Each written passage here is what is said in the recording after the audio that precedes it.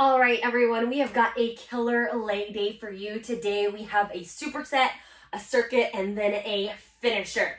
So I'll start off with the superset that we're going to do. It's going to be a front squat followed by walking lunges. And you know, if you are familiar with my videos, I personally prefer to do an alternating reverse lunge instead of walking lunges, just because of the space that I've got. And I feel like when I do my reverse lunges, I can target the glutes exclusively. But with that being said, with the front squat, you can do this with a barbell like I'm going to demonstrate, or you could also do this with dumbbells. Purpose of a front squat versus a back squat where the bar is on your back is we're targeting more our quadriceps. I also feel that this also targets more my core in the back of the body because I have to really focus on keeping my chest lifted, which means I'm working all these muscles that run along my spine. This is referred to as your posterior chain. That's actually everything on the back of the body.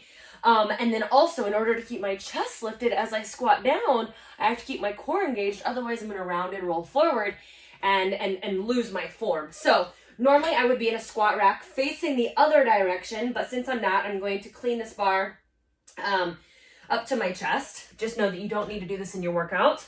So I like to grip the bar with my 2 fingers and lift my elbows up. Not everyone has that mobility.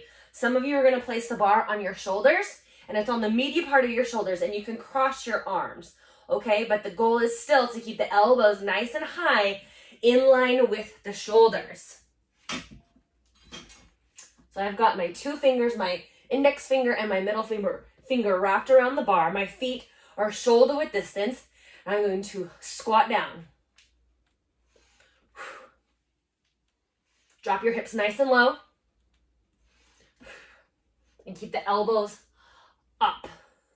Now, again, I would normally, like ring finger, I would normally then rack that bar, but I want to show you from the side. So elbows stay up, squat down nice and low.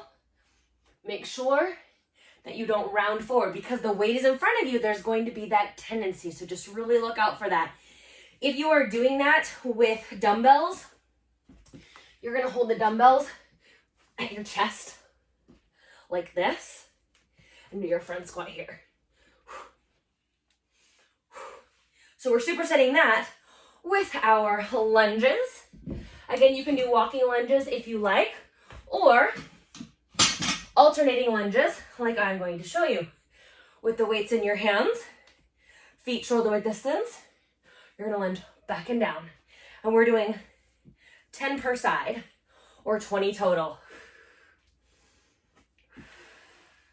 Make sure the knee doesn't collapse in. Drive through your front heel to stand. Keep your chest nice and lifted. So rest as needed after your lunges and then go back into your front squats. And you want that weight to be pretty moderate for your 12 front squats. What that is for you, I don't know. For you, it might just be the barbell.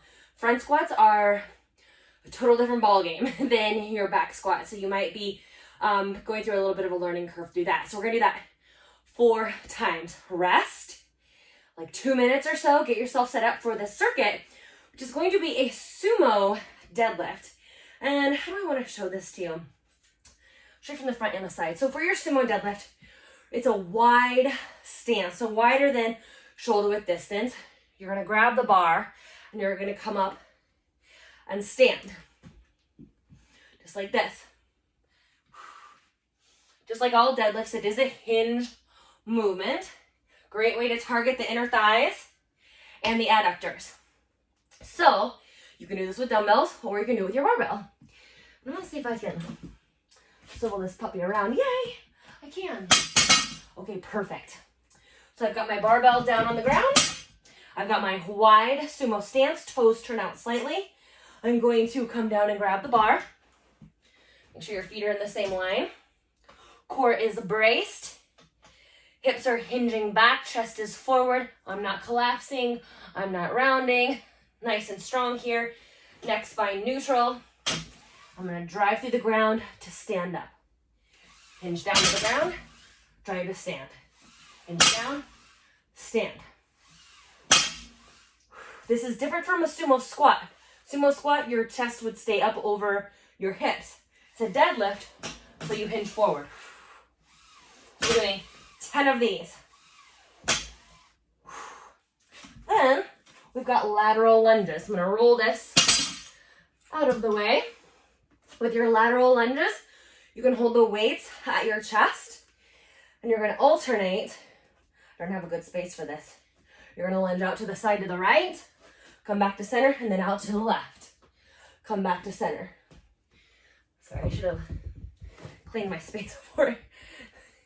So lunge out and back, or you're gonna sit down and back. So from the side, it looks like this, you guys. But you're alternating.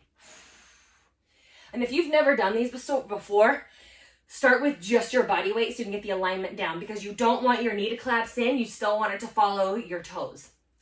Doing 10% of those. Then we've got straight leg deadlifts.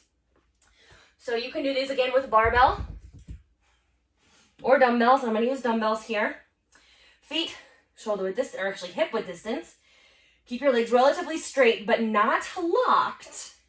Hinge at your hips and squeeze back up to the top. You don't need to touch all the way down to the ground. Just go to where you feel that stretch in the back of the legs. And I was just looking at the mirror to say hello to, or the phone to say hello to you, the camera. You do not want to look side to side. You don't need to check yourself out. While you're doing this, film yourself if you want to see. You don't want to pull the chin away from the chest. Crown of the head reaches forward, butt reaches back. And we're doing 15 of those.